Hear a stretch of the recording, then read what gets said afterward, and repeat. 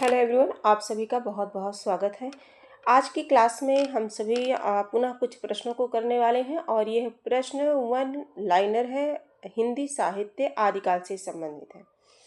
और इसके पहले हम सभी आदिकाल से संबंधित 20 प्रश्नों को कर लिए हैं और अगर इससे और पहले देखना चाहेंगे तो हिंदी साहित्य इतिहास ग्रंथ काल विभाजन इत्यादि से हम लोगों ने जो है काफ़ी क्वेश्चन किए हैं जो परीक्षा में बार बार जहाँ से प्रश्न बनते हैं। तो इसी तरह से देखते हैं हम सभी आदिकाल के 21 नंबर के प्रश्नों को देखते हैं। देखेंगे 21 नंबर का जो प्रश्न है, बौद्ध धर्म के सिद्धांतों में देश की बदलती हुई परिस्थितियों ने जिन नवीन भावनाओं की सृष्टि की, उन्हीं के परिणाम स्वरूप सिद्ध साहित्य की रूपरेखा तैयार हुई। सिद्ध साहित्य के प्रादुर्भाव विषयक यह कथन है। ये जो कथन दिया गया है, ये कथन किसका है पूछा जा रहा है। तो इसका जो आंसर हम सभी को होगा वो देखेंगे हम सभी कि इसका जो आंसर है वो हो जाएगा राम कुमार वर्मा। क्या हो जाएगा? राम कुमार वर्मा। इसका करेक्ट आंसर क्या होगा? राम कुमार वर्मा। यानी कि 4 ऑप्शन ना रख करके एक ही ऑप्शन है, क्योंकि 4 ऑप्शन के माध्यम से बहुत क्वेश्चन हम सभी सॉल्व कर चुके हैं। तो थोड़ा एक नए पैटर्न पे थोड़ा बदल बदल के देखते हैं, इस माध्यम से भी देखते हैं कि किस तरह से प्रश्न आते हैं। तो बौद्ध धर्म के सिद्धांत में देश की बदलती हुई परिस्थितियों ने जिन नवीन भावनाओं की सृष्टि की, उन्हीं के परिणाम स्वरूप सिद्ध साहित्य की रूपरेखा तैयार हुई। यह जो है राम कुमार वर्मा का कथन है।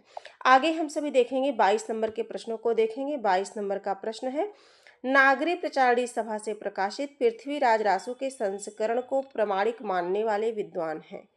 पृथ्वीराज रासो को कुछ लोग प्रमाणिक मानते हैं, कुछ लोग अप्रमाणिक मानते हैं, कुछ लोग अर्ध प्रमाणिक मानते हैं। तो इसमें पूछा गया है कि प्रमाणिक मानने वाले, पृथ्वीराज रासो को प्रमाणिक मानने वाले विद्वानों में से हैं तो कर्नल टाट हैं। कौन है? कर्नल टाट। आगे देखेंगे, भारतेश्वर बाहुबलीरास किस काव्यधारा का ग्रंथ है? भारतेश्वर बाहुबलीरास जो है जैन साहित्य का है। किसका है? जैन साहित्य का है। आगे देखेंगे, वह रचना जो शिलांकित है, यानी कि राउलवेल। क्या है? राउलवेल जो है शिलांकित रचना है। आगे देखेंगे, जसहर चरित्र के लेखक हैं। जसहर चरित्र के लेखक हैं पुष्पदंत। जसहर चरित्र के लेखक कौन है? पुष्पदंत हैं। आए हुए प्रश्न है ये। आगे 26 नंबर के प्रश्नों को देखेंगे, दव्य सहाय पयास नामक अपभ्रंश में लिखित ग्रंथ की रचना की। किसने की? दव्य सहाय पयास नामक अपभ्रंश में लिखित ग्रंथ की रचना किसने की? देवसेन ने। दव्य सहाय पयास किसकी रचना है? तो देवसेन की है। किसमें है? तो अपभ्रंश में है। ठीक है। आगे देखेंगे, संदेश रासक काव्य है। तो संदेश रासक एक खंड काव्य है। कैसा काव्य है? खंड काव्य है।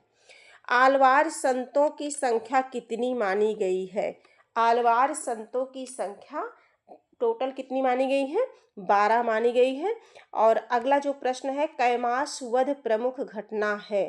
तो ये कैमास वध जो है ये पृथ्वीराज रासो ग्रंथ की घटना है। कैमास वध 29 नंबर का जो प्रश्न है, इसका जो है पृथ्वीराज रासो ग्रंथ हो जाएगा। आगे हम सभी देखेंगे 30 नंबर के प्रश्न को देखेंगे, अपभ्रंश भाषा में लिखित रामचरित है। तो अपभ्रंश भाषा में जो लिखित रामचरित है क्या है? पौमचर्यु है। ठीक है। आगे देखेंगे, अगला प्रश्न है 31 नंबर का प्रश्न है, पुस्तक जल्लड़ हथ दे चल गज्जन रिप काज। इस पंक्ति में संकेत है। किसके विषय में संकेत है? तो पृथ्वीराज रासो ग्रंथ के विषय में संकेत है। 32 नंबर का प्रश्न है, पृथ्वीराज रासो की भाषा है तो डिंगल है। पृथ्वीराज रासो की भाषा क्या है? डिंगल है। अपभ्रंश के प्रादुर्भाव से मुक्त हिंदी की रचना मानी जाती है। अपभ्रंश के प्रादुर्भाव से मुक्त हिंदी की रचना बीसलदेव रासो है। पंडित शैल सत्य बखाड़े देहहि, पंडित शैल सत्य बखाड़े देहहि रुद्ध बसंत न जाड़े। यह काव्य पंक्ति है। किसकी है? तो यह जो है सरहपा की है। किसकी है? सरहपा की काव्य पंक्ति है। अगला देखेंगे 35 नंबर के प्रश्न को देखेंगे, आल्हा उदल नामक वीर सरदारों की वीरता पूर्वक लड़ाइयों का वर्णन है। तो ये परमाल रासो में है। किसमें है? परमाल रासो में है। राम कुमार वर्मा, डॉक्टर राम कुमार वर्मा आलोचनात्मक इतिहास में हिंदी का पहला कवि माना है। आलोचनात्मक इतिहास में हिंदी का पहला कवि माना है। स्वयंभू को माना है। नाथ साहित्य का आरंभकर्ता माना जाता है तो गोरखनाथ को माना जाता है। हिंदी का प्रथम महाकाव्य पृथ्वीराज रासो को माना जाता है। पृथ्वीराज रासो किसकी रचना है? कमेंट के माध्यम से आप जरूर बताइएगा। देसिल बैना सब जन मिठा किस भाषा की काव्य पंक्ति है? तो ये देसी भाषा की है। किस भाषा की है? देसी भाषा की है। गोरी सोवे सेज पर मुख पर डाले केस पंक्ति किसकी है? तो यह अमीर खुसरो की है। किसकी है? अमीर खुसरो की पंक्ति है। 41 नंबर का प्रश्न है, आदिकाल के कवि जिसने खड़ी बोली में रचना की? तो खड़ी बोली में रचना कौन किया? अमीर खुसरो। ठीक है। अगला देखेंगे, पृथ्वीराज रासो के रचयिता है चंद बरदाई। विद्यापति दरबारी कवि थे, यानी कि किसके दरबारी कवि थे? तो शिव सिंह, कीर्ति सिंह। शिव सिंह और कीर्ति सिंह के दरबारी कवि थे। कौन? विद्यापति। सिद्धों तथा नाथों की सूची में उभयनिष्ठ हैं। दोनों में क्या है? उभयनिष्ठ है। कौन? सरहपा है। ठीक है। आगे, आल्हाखंड नाम से प्रसिद्ध है तो परमाल रासो को आल्हाखंड के नाम से भी जानते हैं। 12 बरस लो कुकुर जिए अर 13 लो जियो सियार, वरिस 18 क्षत्रिय जी आगे जियो को धिक्कार। यह किसकी है? 46 नंबर का प्रश्न है, यह किसकी काव्य पंक्तियां हैं? तो किसकी हैं ये हैं जगनिक की हैं। किसकी हैं? जगनिक की हैं। ठीक है। 12 बरस लो कुकुर जिए और 16 लो जिए सियार।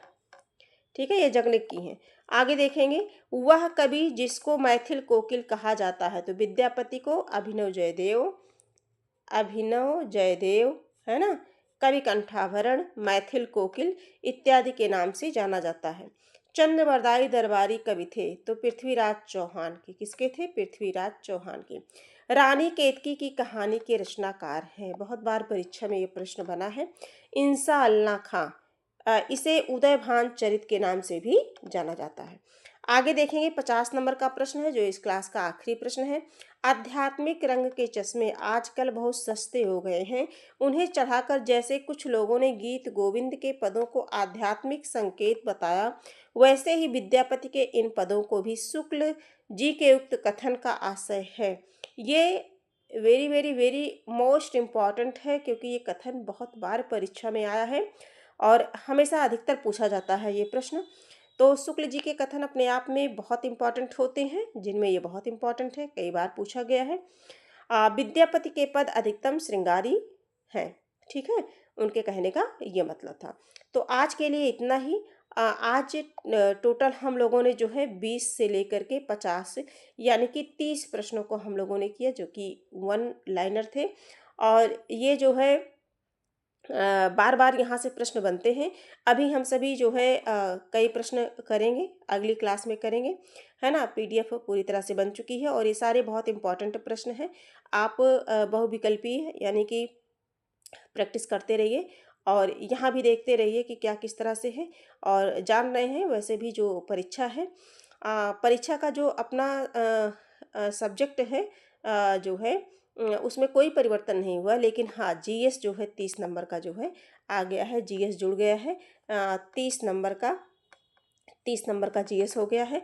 तो अब जो तैयारी करनी है वो बहुत मजबूती के साथ करनी है, यानी कि बहुत मेहनत के साथ करनी है, तभी सिलेक्शन हो पाएगा। और ये जो वैकेंसी है अधिक सीटों के साथ आ रही है, तो इसमें पूरी पूरी कोशिश करिए। आज के लिए इतना ही। हम फिर मिलेंगे, कुछ महत्वपूर्ण प्रश्नों के साथ मिलेंगे। तब तक के लिए धन्यवाद।